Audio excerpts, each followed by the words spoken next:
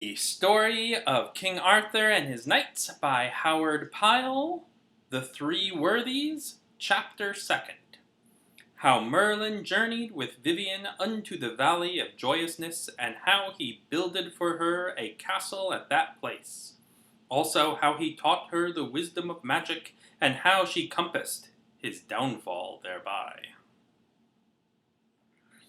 So Merlin and Vivien, and those who were with them, travelled for 3 days to the eastward, until toward the end of the 3rd day they reached the confines of a very dark and dismal forest, and there they beheld before them trees so thickly interwoven together that the eyes could not see anything at all of the sky because of the thickness of the foliage.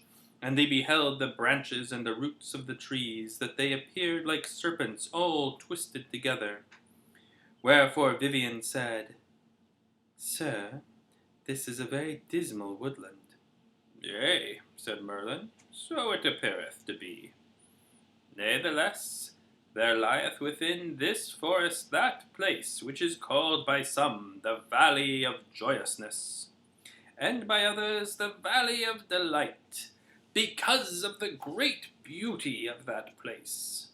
And there are several pathways extending through the forest, by the means of which that valley may be reached by a man, whether a horse or a foot."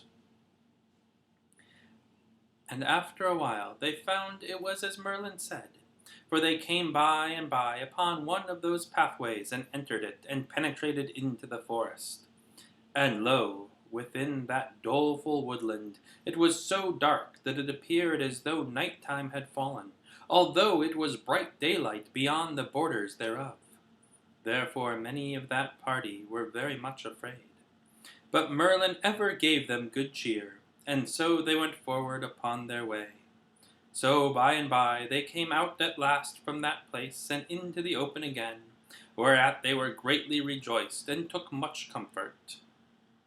Now by this time the evening had come, very peaceful and tranquil, and they beheld beneath them a valley spread out in that light, and it was wonderfully beautiful. And in the center of the valley was a small lake, so smooth and clear, like to crystal, that it appeared like an oval shield of pure silver laid down upon the ground. And all about the margin of the lake were level meadows, covered over with an incredible multitude of flowers, and divers colors and kinds, very beautiful to behold. When Vivien saw this place, she cried unto Merlin, "Master, this is indeed a very joyous valley, for I do not believe that the blessed meadows of paradise are more beautiful than this." And Merlin said, "Very well, let us go down into it." So they went down, and as they descended, the night fell apace, and the round moon arose into the sky, and it was hard to tell whether that valley was the more beautiful in the daytime, or whether it was the more beautiful when the moon shone down upon it in that wise. So they all came at last unto the borders of the lake, and they perceived that there was neither house nor castle at that place.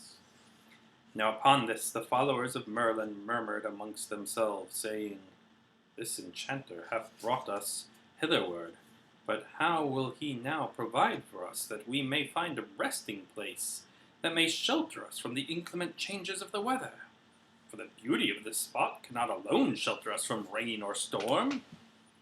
And Merlin overheard their murmurings, and he said, "Peace, take ye no trouble upon that matter, for I will very soon provide ye a good resting place." Then he said to them, "Stand ye a little distance aside, till I show ye what I shall do."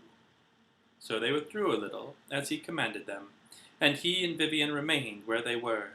And Vivien said, "Master, what wilt thou do?" And Merlin said, "Wait a little, and thou shalt see." Therewith he began a certain very powerful conjuration, so that the earth began to tremble and to shake, and an appearance as of a great red dust rose into the air.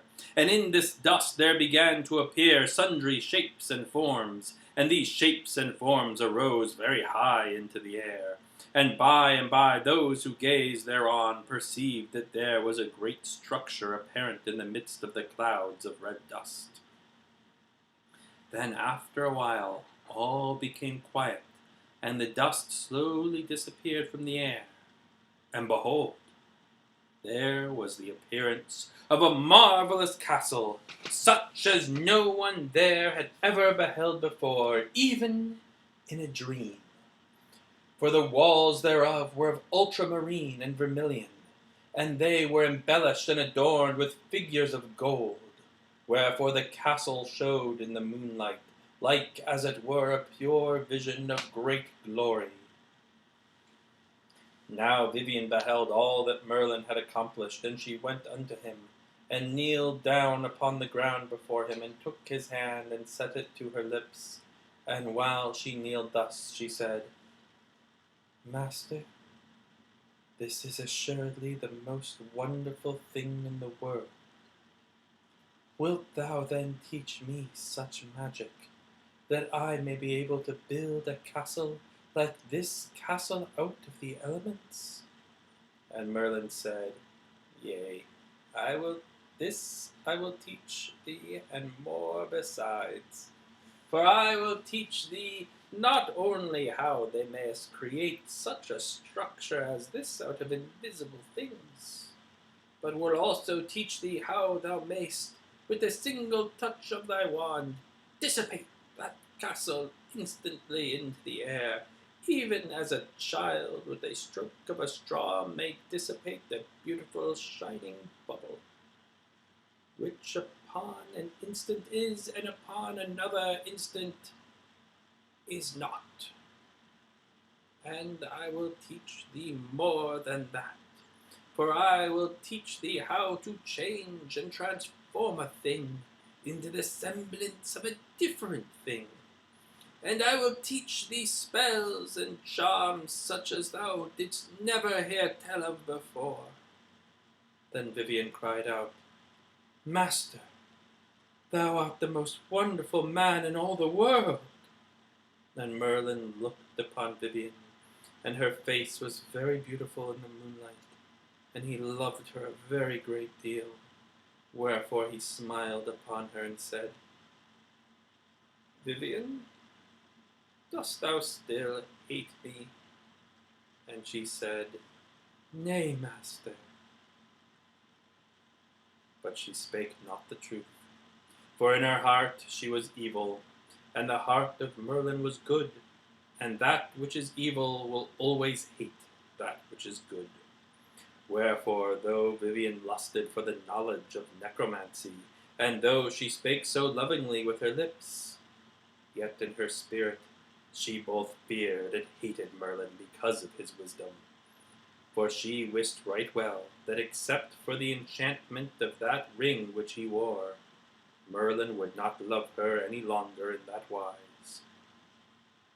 Wherefore she said in her heart, If Merlin teaches me all of his wisdom, then the world cannot contain both him and me. Now Merlin abided with Vivien in that place for a year and a little more, and in that time he taught her all of the magic that he was able to impart. So at the end of that time he said unto her, Vivien, I have now taught thee so much that I believe there is no one in all of the world who knoweth more than thou dost of these things of magic, which thou hast studied in this time. For not only hast thou such power of sorcery that thou canst make the invisible elements take form at thy will, and not only canst thou transform at thy will one thing into the appearance of another, altogether different thing, but thou hast such potent magic in thy possession that thou mayest entangle any living soul into the meshes thereof, unless that one hath some very good talisman to defend himself from thy wiles. Nor have I myself very much power than this that I have given to thee. So said Merlin, And Vivien was filled with great joy, and she said in her heart, "Now, Merlin, if I have the good fortune to entangle thee in my spells, then shalt thou never behold the world again." Now when the next day had come, Vivien caused a very noble feast to be prepared for herself and Merlin, and by means of the knowledge which Merlin had imparted to her, she produced a certain very potent sleeping potion, which was altogether without taste. This potion she herself infused into a certain noble wine, and the wine she poured into a golden chalice of extraordinary beauty. So when that feast was ended, and while she and Merlin sat together, Vivien said, "Master, I have a mind to do thee a great honor." And Merlin said, "What is it?" "Thou shalt see," said Vivien. Therewith she smote her hands together, and there immediately came a young page unto where they were, and he bare that chalice of wine in his hand, and gave it unto Vivien. Then Vivien took the chalice, and she went to where Merlin sat, and kneeled down before him, and said, "Sir, I beseech thee to take this chalice, and to drink the wine that is within it. For as that wine is both very noble and very precious, so is thy wisdom both very noble and very precious. And as the wine is contained within a chalice of priceless cost, so is thy wisdom contained within a life that hath been beyond all value to the world." Therewith she set her lips to the chalice, and kissed the wine that was in it. Then Merlin suspected no evil, but he took the chalice and quaffed of the wine with great cheerfulness.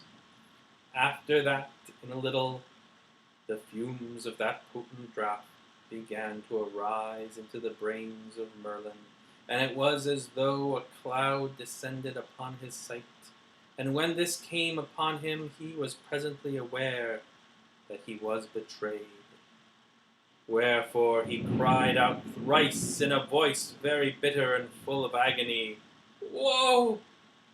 Woe! Woe!" And then he cried out, "I am betrayed!" And therewith he strove to arise from where he sat, but he could not.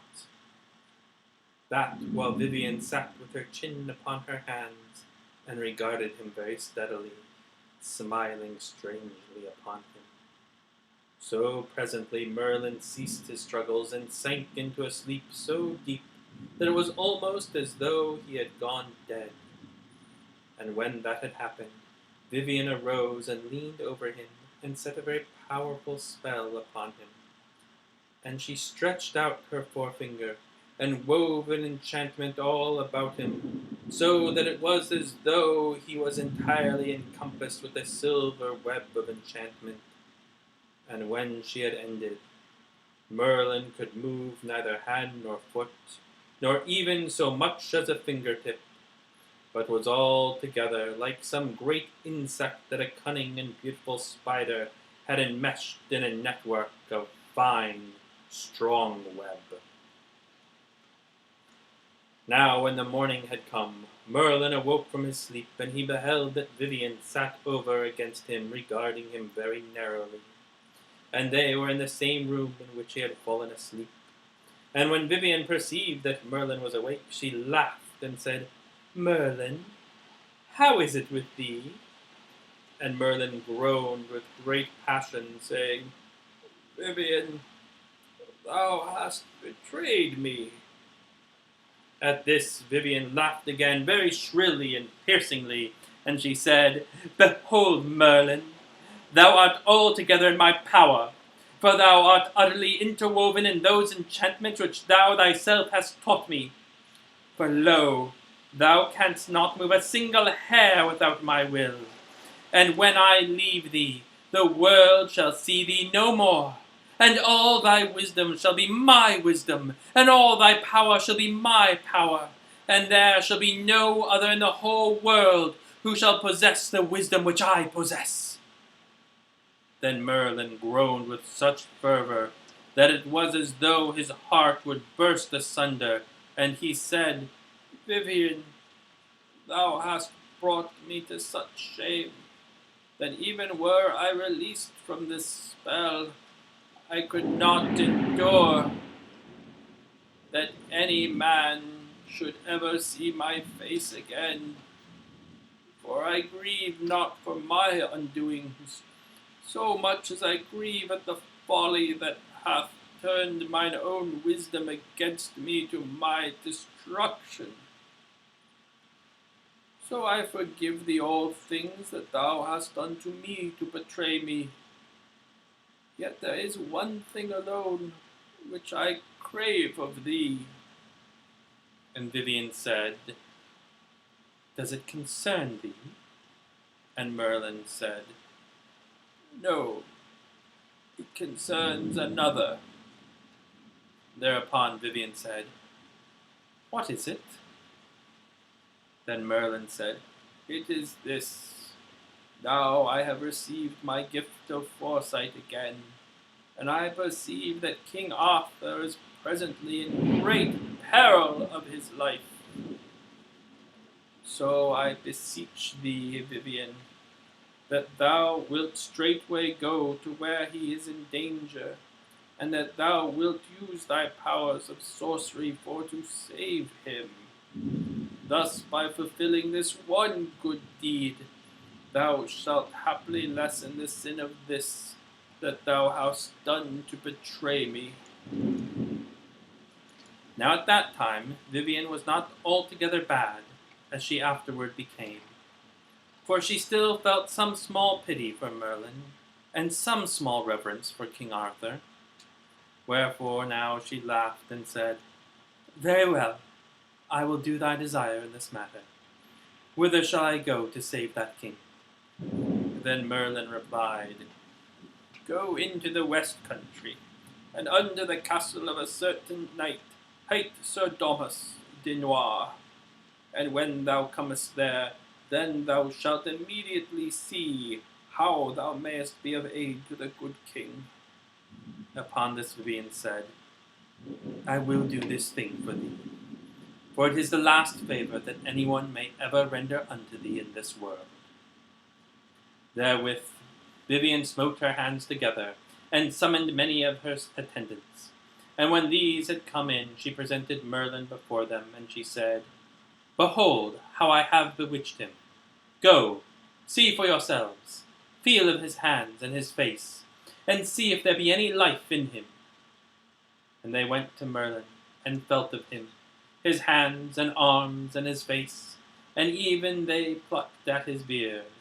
And Merlin could not move in any wise, but only groan with great dolour.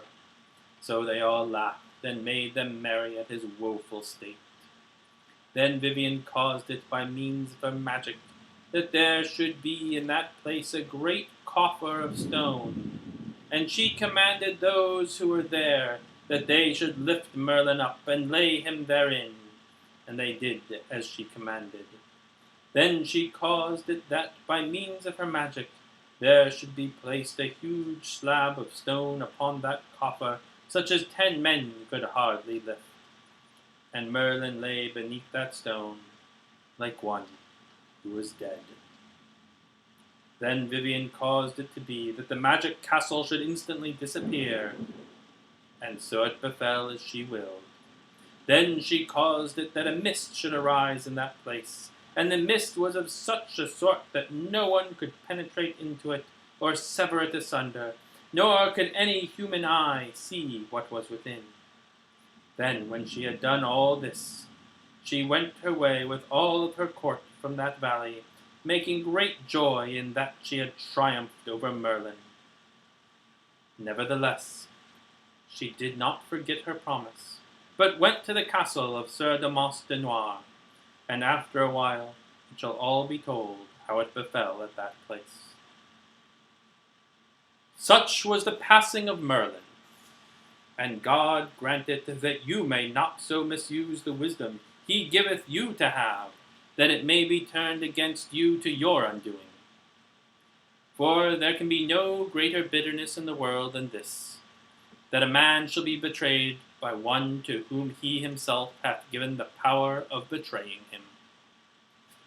And now turn we unto King Arthur, to learn how it fell with him, after Merlin had thus been betrayed to his undoing.